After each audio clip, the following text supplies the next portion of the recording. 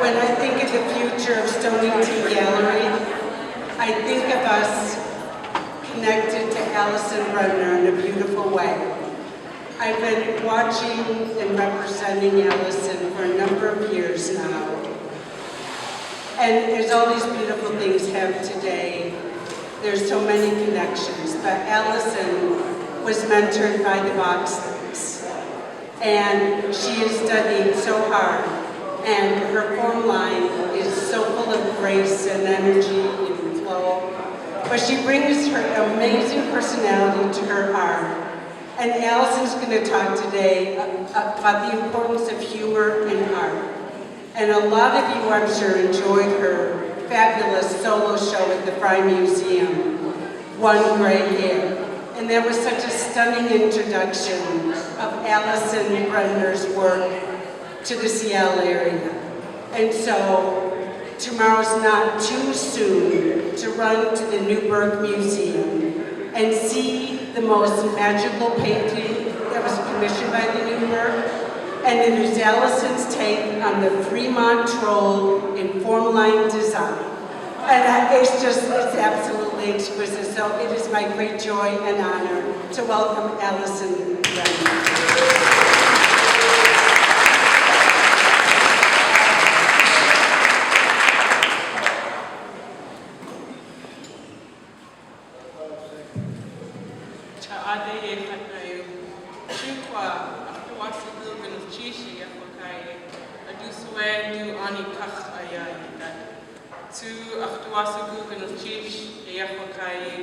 Stonington Gallery, Yade, Yahayi, Yahayi, to Gnochish, where Boxley's David Albert Boxley and David Robert Boxley, Gnochish, Achit Alfitu, the Boxleys, to Achtzei, Gnochish, Achtzei, Trisha,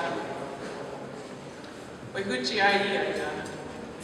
Pecha yagini we ka we restaurant yewuti we ka ye yause ka waiter hako we neshi tachayi akatech yeyeti ya waiter ko yeyawaka shh the cut patch to wasigu hastu ji yeyati.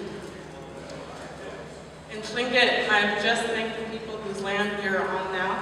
I've thanked Stonington Gallery for inviting us here today. I have acknowledged my mentors, David and David Boxley, for teaching me everything I know. And in Tlingit, I also said, one day there was a man at a restaurant, and he called the waiter over, waiter, come here. There's a fly in my soup. And the waiter said, shh, everybody's going to want one.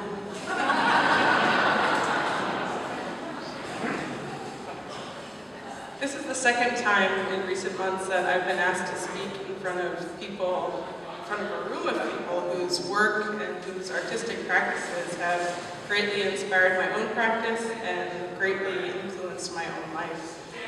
And so what do you say when you're talking to a room of such esteemed people? Where do I even begin?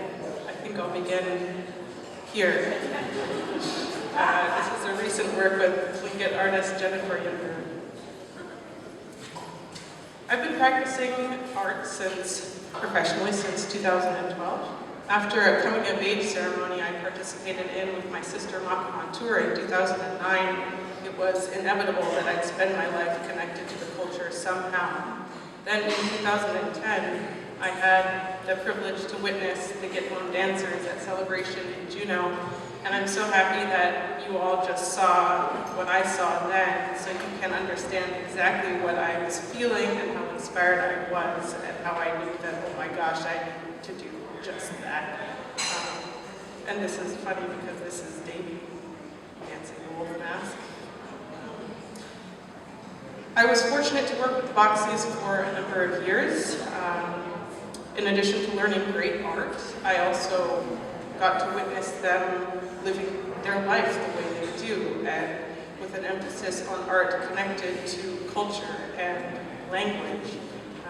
And I'm so fortunate that that is what my practice is heavily influenced by, and I'm grateful that it's their teachings that have laid the foundation for my practice. And despite myself, they also passed on their taste in shop music. So as it turns out, Creedence Clearwater really is the best at it.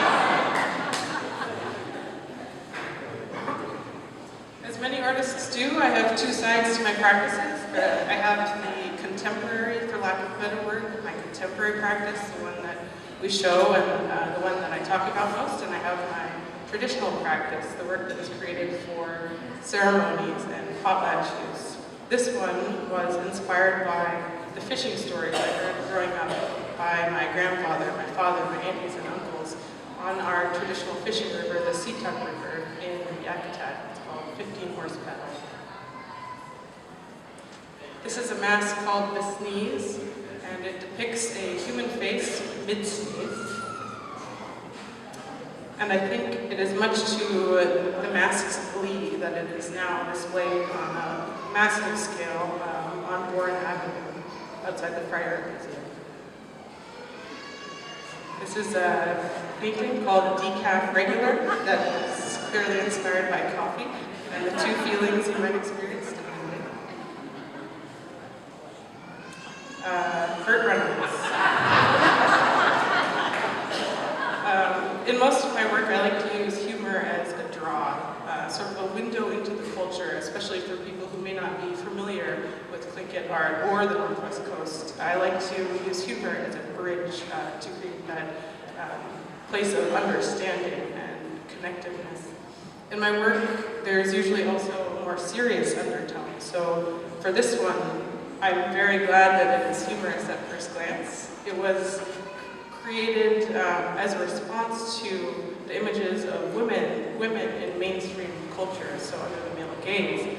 And in the Tlingit culture, things are very reciprocal. So if someone speaks at a potlatch, you can't just let their words fall to the ground. Someone from the opposite side has to also stand up and say something back. So this is me saying something back to all those images of women that are around us constantly. Right now, I'm currently building a body of work for a solo show at the Alaska State Museum in Juneau. I'm also beginning to mentor a young Tlingit woman named Megan Jensen, who is a BFA student at Emily Carr, and I'm thrilled to be maybe introducing you to her work, and I hope you see a lot more of her soon. I've also started in my work to highlight maybe the undertones of my work that aren't always apparent at first. So this piece was greatly inspired by the late Marvin Oliver, especially for his use of color, really trailblazing. And so I'd like to thank Marvin. The piece in the show is a collaboration with artist Cole Speck, who's right here in the front. Cole is a longtime apprentice of the late Bo Dick, and you had mentioned Henry Speck Jr. earlier, that's Cole's uncle. We had intended for this to originally be a humorous piece, but when I first saw the mask, I pulled it out of the box and I was hit with this life energy that you know it's a just outstanding piece when you can feel the life in it. And so I knew immediately this was not something that I was going to try to make into a humorous piece. So the image on this mask is what I saw in my mind's eye when I first experienced this mask. The title, In Time, is left deliberately broad so that people can assign their own meanings to it. But since this is a special event, I didn't put it on my artist statement and I haven't put it out on Facebook, but I'll share now. What this mask came to mean to me was the precious moments in time that we have and the unseen forces that are guiding our destiny. And I was thinking about this piece as I'm sitting here between Bill and Marty Holm and David Albert Boxley, and now I'm speaking in front of Robert Davidson, and what a moment in time this is. And the sense of community and just these precious moments are also what I feel whenever I'm working with Stonington Gallery. I think the staff is exceptional. The artists who I have the privilege to show with are always so open and kind with their knowledge. And I'd just like to thank Stonington for having me, and thank you all for being here.